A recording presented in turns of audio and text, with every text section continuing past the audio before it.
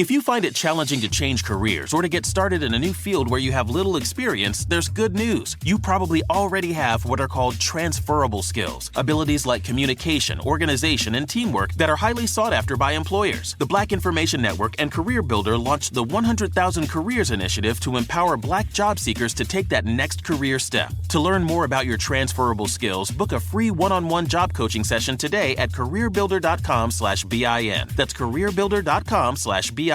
You can count on your health insurance to be there for you when an illness or injury happens, but you may not be as covered as you think. Even with major medical coverage, there can still be out-of-pocket costs and expenses. Aflac supplemental insurance can help close the gap between what your health insurance covers and what it doesn't. Aflac pays cash that can be put towards medical expenses like copays and even non-medical expenses like groceries or rent. Get help with expenses health insurance doesn't cover. Visit aflac.com to learn more. What's up? It's Ice-T with something I know you're going to want to hear.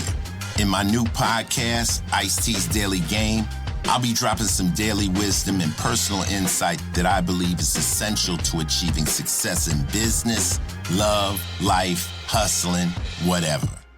I'll be coming to you every single weekday with a fresh new quote that speaks directly to me, and I hope to you as well.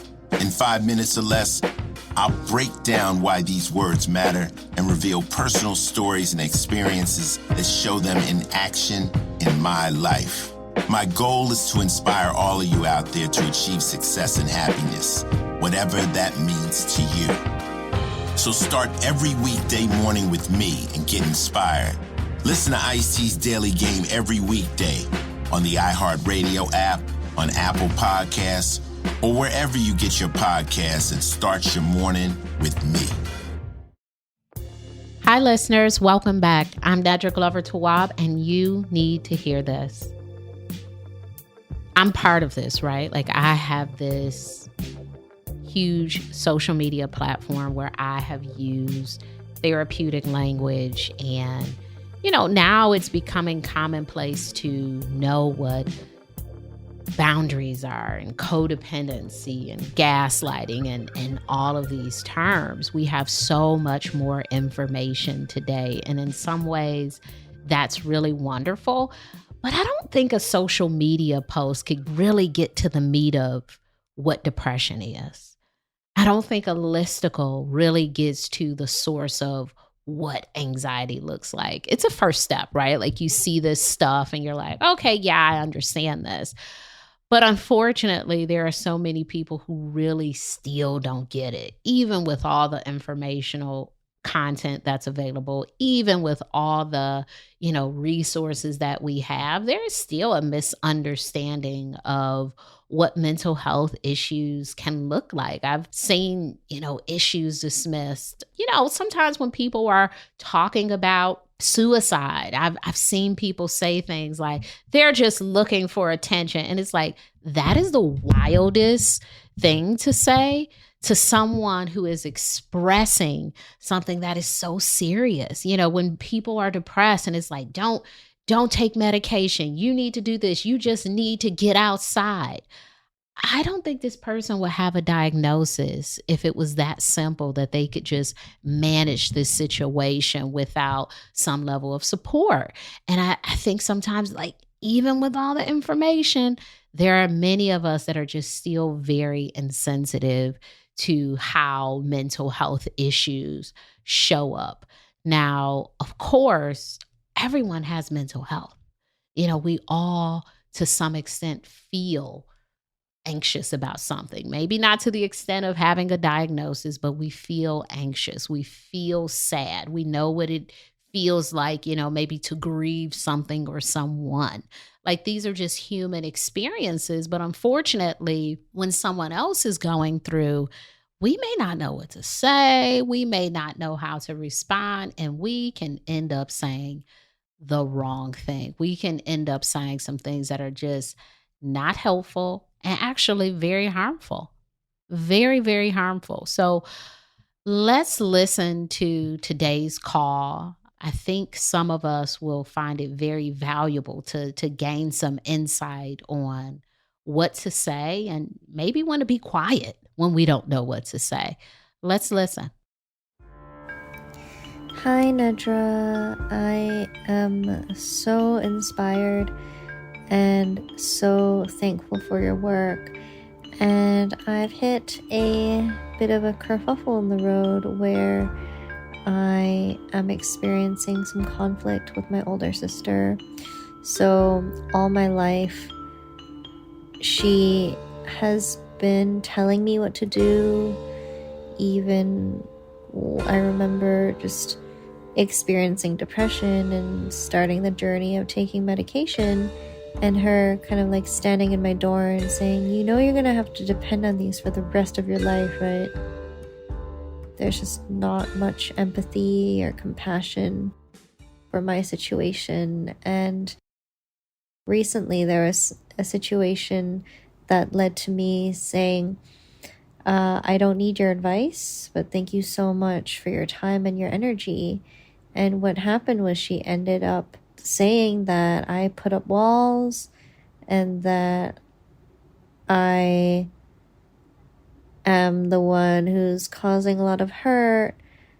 And I apologized for it because, you know, I know that I'm not perfect and I take responsibility for the certain things that, you know, like maybe in the past that I have yelled, and I feel really horrible for that. And in this new chapter, I know that I want to communicate in a calm way, but I think what's been happening is that like I shared this boundary of like not needing advice, not needing unsolicited advice, and she took it very personally in that she said, you know, I can't be myself in this relationship, and that I've been gaslighting her and stonewalling her, just using all of these terms.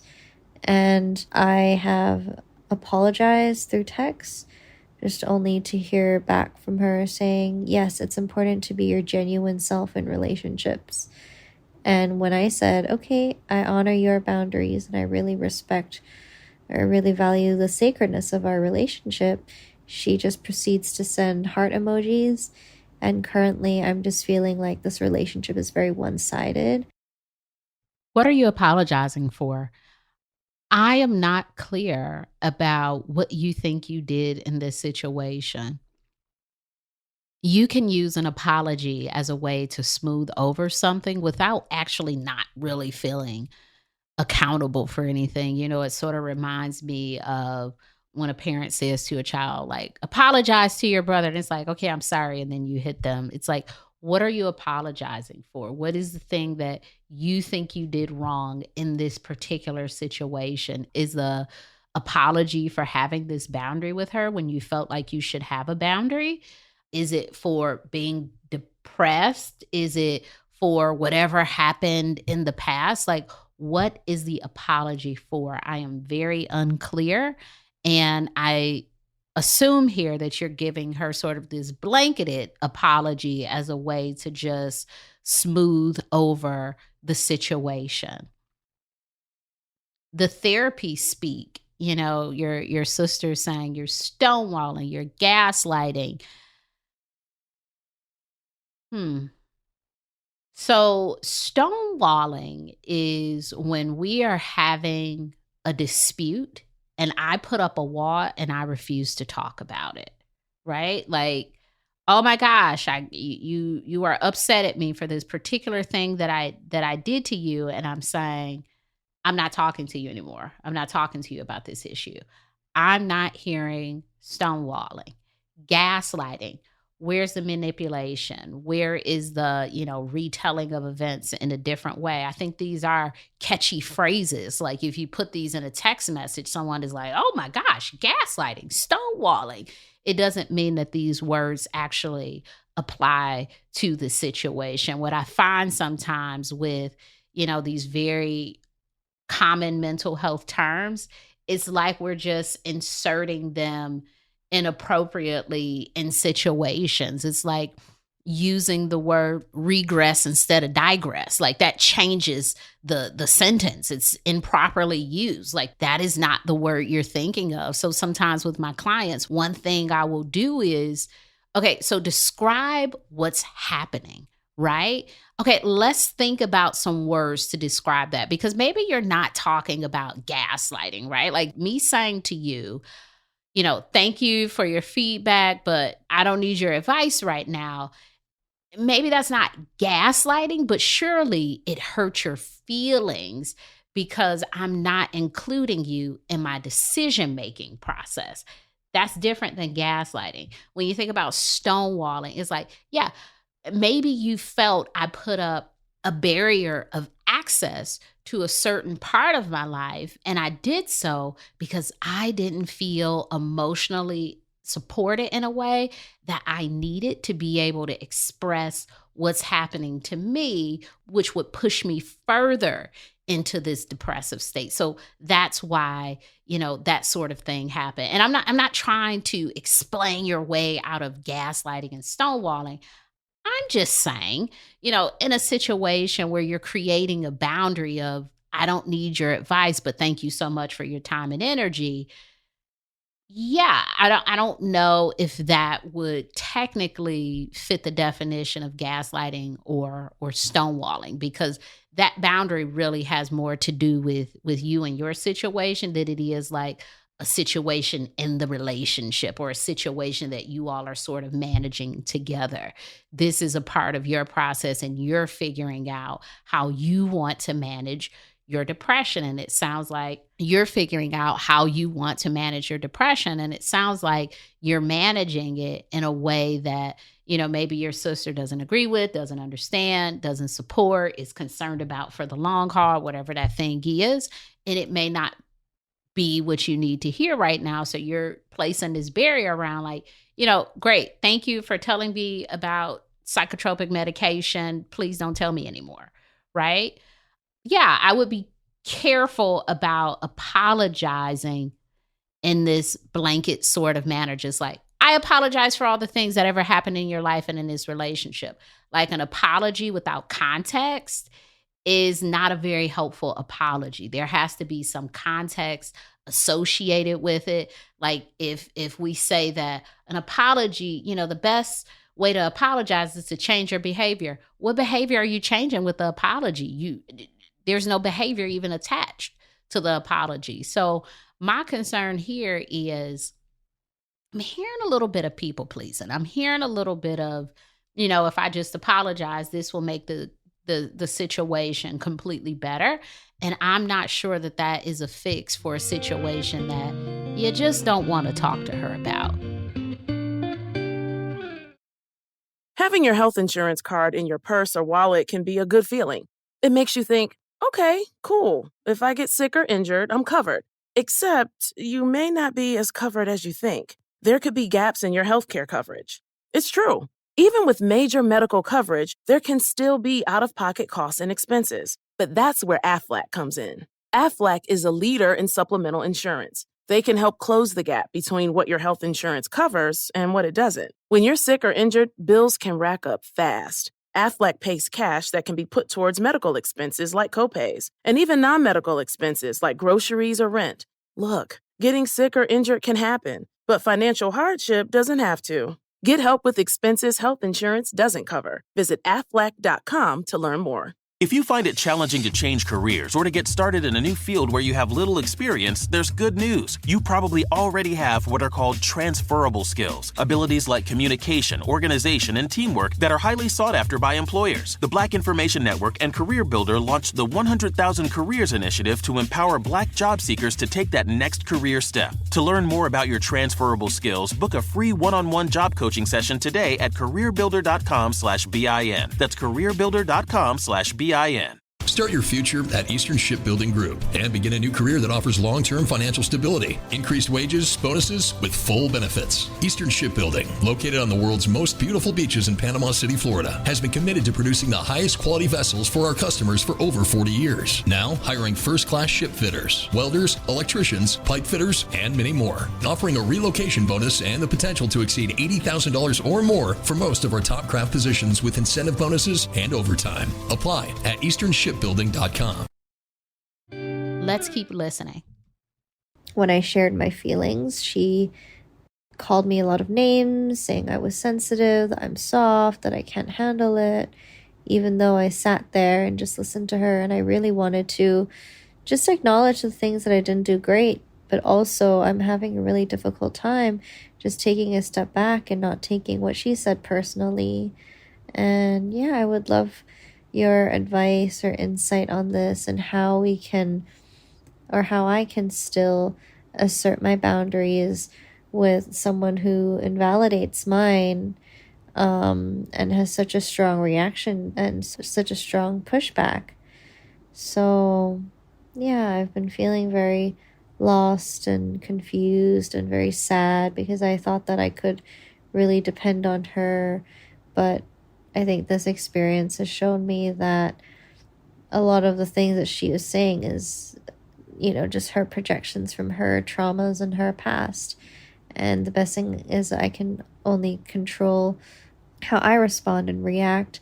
But yeah, at the end of the day, it just feels really one-sided. And I know that my next step is to communicate that to her, but I'm definitely living in this space of fear because of the pushback that I received from the original boundary setting that I did. So thank you so much. Guaranteed acceptance is not a part of the boundary setting process. It's not like once we set a boundary, someone is going to be like, yes, that's exactly what I wanted to hear from you. That's what I wanted to do in your life. Chances are, people may have questions. There may be some pushback. They might be a little upset. Some people will be like, oh, okay, that's cool, right?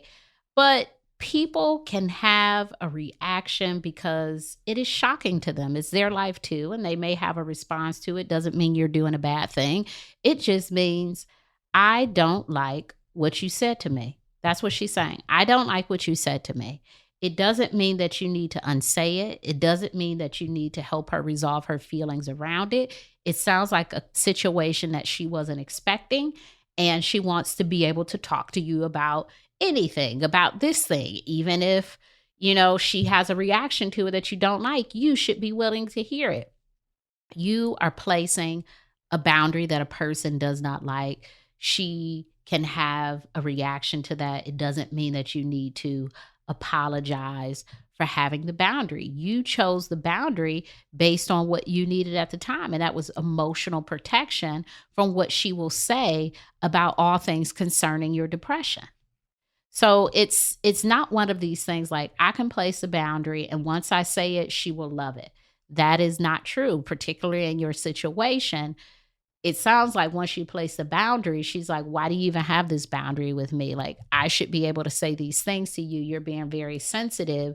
I'm saying these things and you should be able to take it. What I will say about a person's decision to take psychotropic medication, sometimes it is a process, right? Like, I have a lot of clients who will say, what do you think about this? They will research. They will, maybe talk to other people. They'll talk to their doctor because it is impactful. It is something that people should take seriously. And talking to someone who is going to instantly, maybe say something negative or deter you or say something that is not what you necessarily need to hear when you're already grappling with a very difficult reality.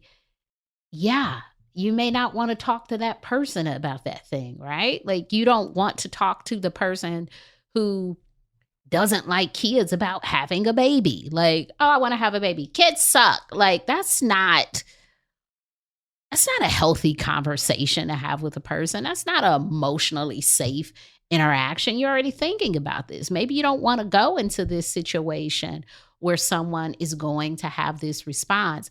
That makes sense. And it's okay if this person who has that response, if they say, I think you should be able to tell me everything. I don't want to.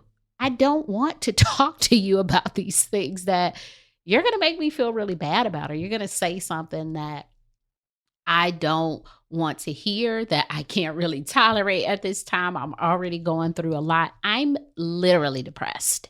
Like, I don't need to hear you telling me to power my way through this.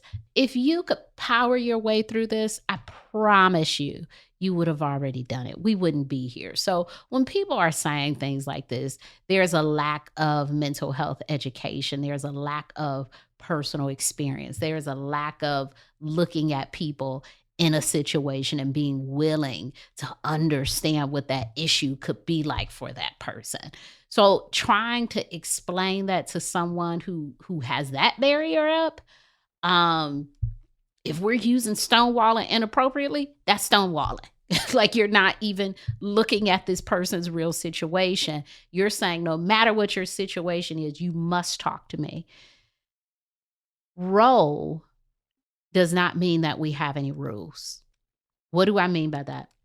With relationships, mother, father, sister, brother, cousin, uncle, we like to take that to mean if this is the role, then this is the rule. If I am your sister, then you tell me everything. If I am your parent, then this. If I am your father, then that. There is a human criteria as well. There's a relational criteria as well. It's also trust. It's also support. It's also connection. Those are the relational things that need to be in place for you to see that person in that role as a trusted source, as a valued entity in which you want to communicate certain things. If those things aren't there, the role doesn't matter. I mean, you could talk to anybody who's willing to connect, hear, respond to those are things that you can really get from other people.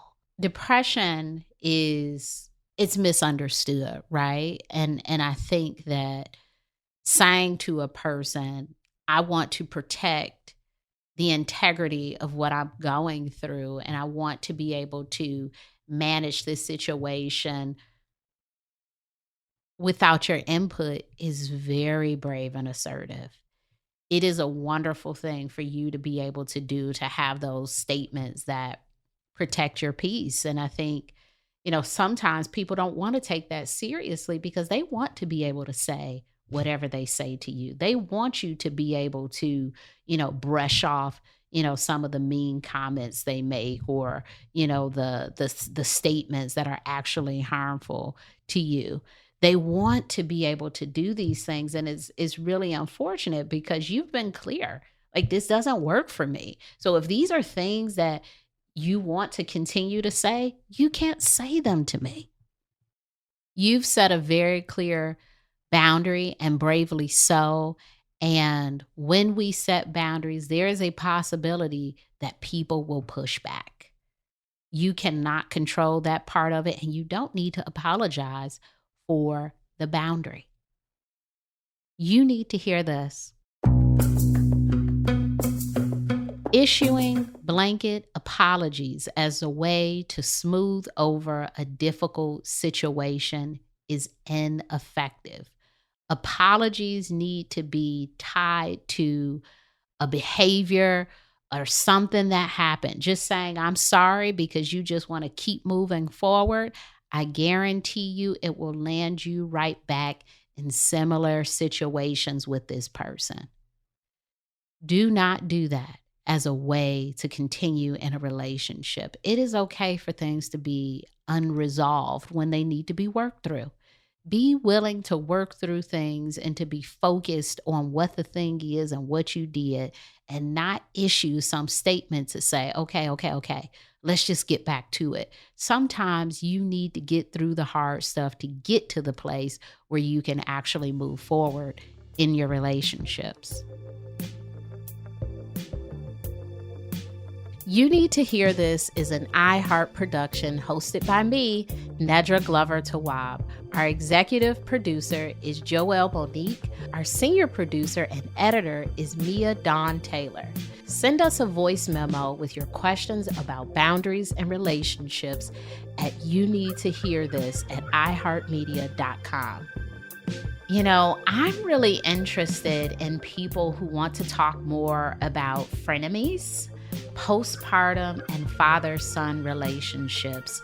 If you are having any challenges in those areas, or you're looking to process something in those areas, please send us a voice note or write a letter, and I would love to talk through those issues with you on You Need to Hear This.